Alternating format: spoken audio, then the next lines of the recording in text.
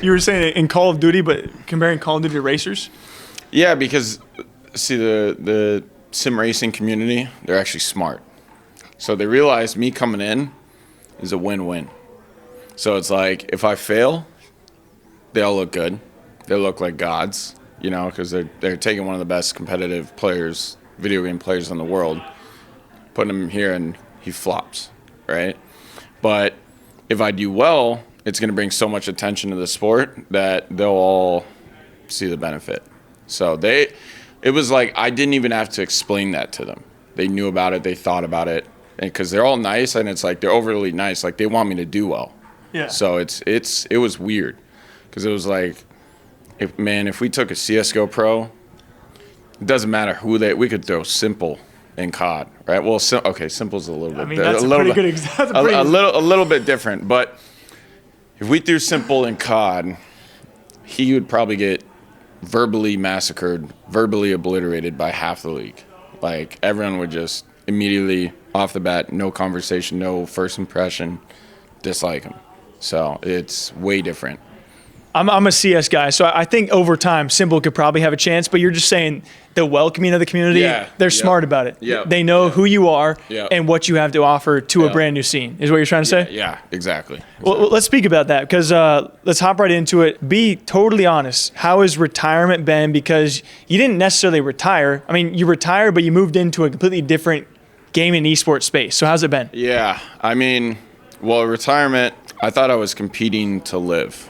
Like competing to pay bills, just live a day-to-day life, right? But about 2 months in, I don't know if it was Warzone 2 or what it was, but I was just like, damn, this is horrible. This like my every day sucks, man. Like, but no, but I don't know if it was Warzone 2 or it was the fact that I wasn't competing anymore. So I think now I'm living to compete, and that's sort of what I realized. And the whole ESL R1 Ren Sport, that whole opportunity came up, and I was just like, let's do it because in my eyes, man, like I've accomplished so much that if I go out and look, like people are like, oh, you have so much courage or guts, or you have so much balls to be here. I'm like, dude, like, it's a win-win for me. Like, if I look bad, whatever, I'm having fun. And can you expand on that? How did that deal come across? Because from my angle, like I'm actually, ironically, I'm a CS guy at heart, so ESL is close to heart as well. And obviously watching you in Call of Duty, I mean, you retired and almost within a matter of months, or seemingly, that's how it felt. I mean, I know you've done your own personal content too. All of a sudden, this racing thing is in the works. So can you expand on maybe how that came to be? Well, the way it went down was I knew about Porsche and FaZe for a little bit. So that was primarily the main reason why I quit that partnership, because I always wanted to go to FaZe. They always had something that, like, when you look at all the orgs, it was like they were the one org where it was I could learn something from them. Like there was something that they could teach me. And that was just, I've been in this space like 20 years. So, but that whole partnership came up. I realized I like driving more than I liked Call of Duty when I would like drive to these events, and I'd have more of a thrill and like an adrenaline rush. Like I looked forward to driving to the events more than I liked playing in them. So I was like, immediately in my head, I'm like, it's probably not good. It's not good at all. I quit. Then it was like a week later. Within a week, I was building a rig, building the full setup. So the way it happened was that was like the main reason why I quit, was to do the racing stuff. And my whole plan, my whole goal, it's more of like my new dream is to do the actual thing, like race in real life. So, and it was like sim racing is an esport. That was my entry. So I need to prove my worth before I get to that level, the real thing. So pretty much I brought the rig, I was playing for a couple months, and then I just stopped. And what happened when I stopped was the recession. I mean, there's been like no deals, no sponsors. Everyone's trying to save money. And it sort of started, I believe it started in esports before anywhere else. Well, at least we felt it before a lot of people did. You talk to half the VIPs here, you know, it's been a slow couple months. So, but anyways, stopped playing. About a week before the event, I get a call saying like, hey, we're back on. Do you want to do this? And I'm like sitting there like, don't I leave in like 6 days? I'm like, they're like, yeah. I'm like, I have COVID right now too. So it was pretty much, it was try to get over COVID as fast as possible. Then I had 2 days of practice. Then when I was flying to Poland, which is crazy. Yeah. The furthest, I've been to Europe like 20 times. Is it kind of visa? Yeah. And it was like the furthest I've ever been was like Paris. Been to Paris like 10 times. UK like 15. And then all of a sudden I'm there like on pretty much like a week's notice. On something like if you saw me at the event, if you look closely, I look like so unconfident, man. It's a true story. Okay. So the second day 2 track, I didn't really know. Okay. So before the race, I'm like YouTubing like best lap times Hockenheim, right? And man, it was bad because I looked and all the fastest laps were like the guys I was competing against. So here's what I did. I didn't want to watch on my phone in the crowd, like so they could see what I was watching. So what I did was like, hey guys, I got a shit. Like it's a bad one. Taco Bell. And they're like, Taco Bell's not in fucking Poland. Like, what the fuck is he talking about? And anyways, I just went to the toilet, you know, went to the can, just sat on the toilet and just watched the lap for like 40 minutes. Came back. Oh, guys, went through the ringer. You know, but in reality, it was like, I was hiding from the embarrassment, dude. And you know what's funny is I was actually better on that track than I was on the first one. So, I mean, time-wise, not really in the race. The race was different story. And so I feel like obviously you've ended up now at FaZe, and it's almost kind of like, I wouldn't say a fairy tale, but it's definitely such a tenured career you've had between organization to organization. You can mention Optic, NYSL, Empire, and of course the endless ones before that. Yeah. So how does it feel now ending back up with FaZe? Have you ever like thought about that in terms of your long-term career, that you end up at FaZe and they offer you this kind of opportunity? I don't know. I don't really look at it like that. I look at it like what I was saying before, like there's just certain people who can teach you things, who can help you out, who can basically just improve you as a person. And that was my primary reason. It wasn't the colors, it wasn't the name, it wasn't anything like that. It was the people. I mean, man, I'll be getting that shit in chat all the time, like, you fucking traitor, like, we hate you, like, green looks better on you, all this crap. And I'm just in there like, yo, first of all, they didn't ask. So they didn't ask. And I'm like, I'll say that shit fucking 50 times a stream.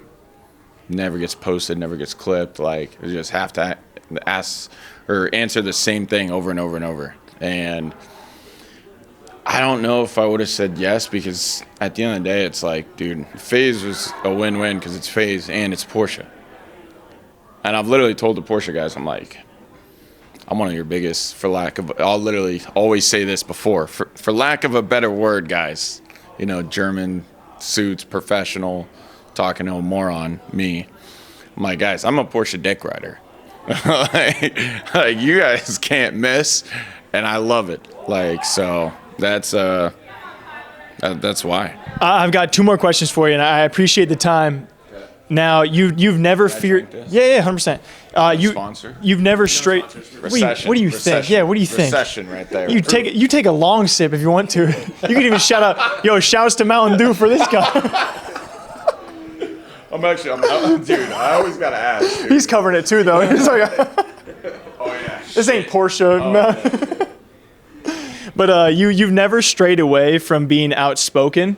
And I think that's why a lot of people respect you, and a lot of your diehard fans also follow you. Is you never fear speaking up. Yeah. So we had a question out there as well. What do you think the future of the Call of Duty League is going to be? And I preface this by saying there's a lot of personalities leaving the space, yourself included, and you're going elsewhere, and you might be doing watch parties, you might not be. What do you think right now the future of Call of Duty League is going to be? Well, I think if there wasn't shows like the Flank and the Breakdown, is that? Yeah. If there wasn't those type of shows, dude, Call of Duty would be going through it right now.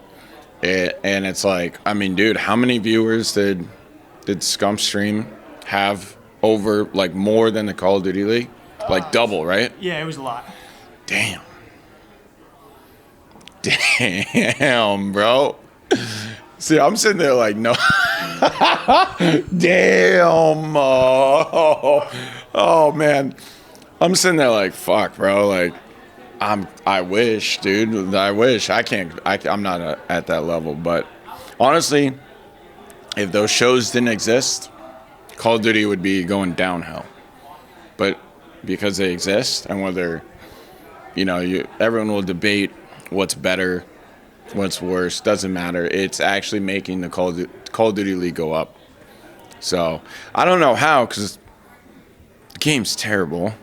The maps are copied, like absolutely just copied. I mean, dude, how are we going to let that slide, guys? Like, they took real life locations and just literally Control-C'd it, Control-V'd it. Like, how is that allowed? I don't know. What part of the problem with Call of Duty is that me saying this shit, right? Like, even you guys were like, "Oh shit," he went there, right? But at the end of the day, am I lying? No. See, you're fucking scared, right? Yeah, but what am I scared of? I don't know. Dude, you hesitated. But at the end of the day, I'm saying that's honest feedback.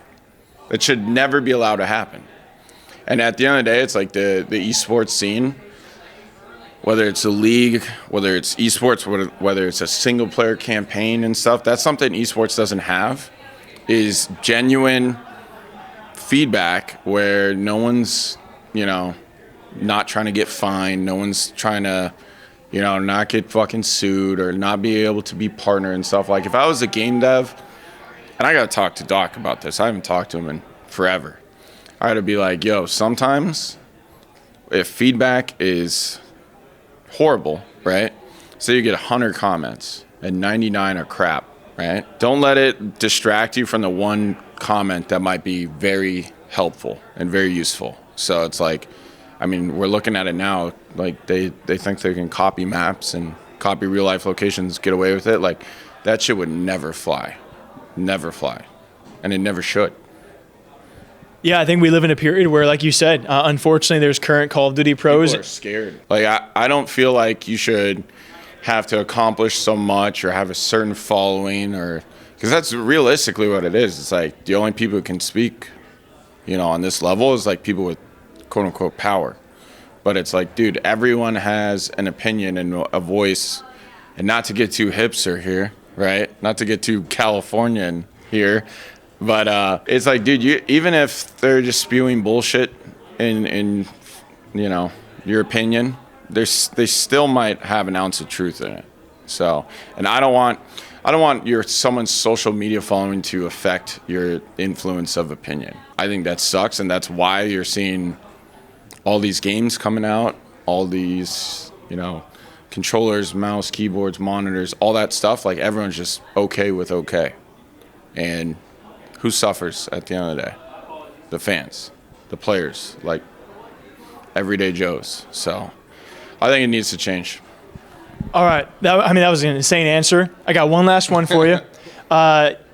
You are obviously one of the better, not just, shooters of all time, but also FPS game players and pros of all time. Yep. What are you expecting or hope to see out of Doc's game? Well, I haven't touched a mouse and keyboard in like 2 years. So I walked in. I heard mouse and keyboard only. I was like, oh no. Which, I mean, we'll see how fast I pick it up. But honestly, man, I've seen one Twitter clip video. That is it. So I'm sort of going in with open-minded. Haven't seen much on it. And I guess a lot of optimism. Because I'm like, the way I say it is like Halo 2, golden age of man. Okay? People think, oh, Roman Empire. No, Halo 2, guys. Halo 2, like Gears of War 1, COD 4, COD 2, Halo 3 and COD 4, those both launched like same fucking time. Come on. Now we're dealing with what? We're dealing with the bullshit, man. Somebody make a good game, dude, for Christ's sake, man. So I'm just, at the end of the day, I'm hoping it's good. At the end of the day, I don't care if it's realism, cartoony, if there's blood, if it's Fortnite, if it's fucking Minecraft. I don't care. I haven't seen much on it. Just please be good, okay? And hopefully I get some ranking system. I got to talk to Doc about the ranking system because, listen, man, the out of the 200 people who do the sim racing stuff, they all know it's that the iRacing ranking system is the best ranking system ever created. I'm gonna copy that idea, iRacing, and I'm gonna put it in every single FPS title ever. Sorry. Okay, so But sorry. We need fucking help. We need help. So sorry. One last one for you because you mentioned people got to make a good game. We have so many people out there trying to make good games. We got Shroud, obviously open world survival kind of based game. He's making a game now too. Yes, and we also got Doc making his. You don't know? Where's my fucking deal, guys? Where's my? So we got Shroud and Sackrill trying to make their own game. Doc trying to make his own game. 100 Thieves, OTK. So what do you want from a new game out there? Like you just mentioned before, what are you looking for? Hold on, dude. I'm sorry, you hurried me up. Dude, well, I was trying to compare it. I got nowhere to be, dude. The other room is Optic Room. I don't know. I don't think they really fuck with me over there. All right, they sort of like. I feel like a high school girl, dude. Like in a group that like they all secretly hate you, but like they don't. But like everyone sort of knows, but like nobody's gonna do anything about it. Yeah, nobody wants to take action. People just want to fucking. Okay, but anyways. Right, but the great games are the games where like that urge to get on is like I have to get on, I have to play, I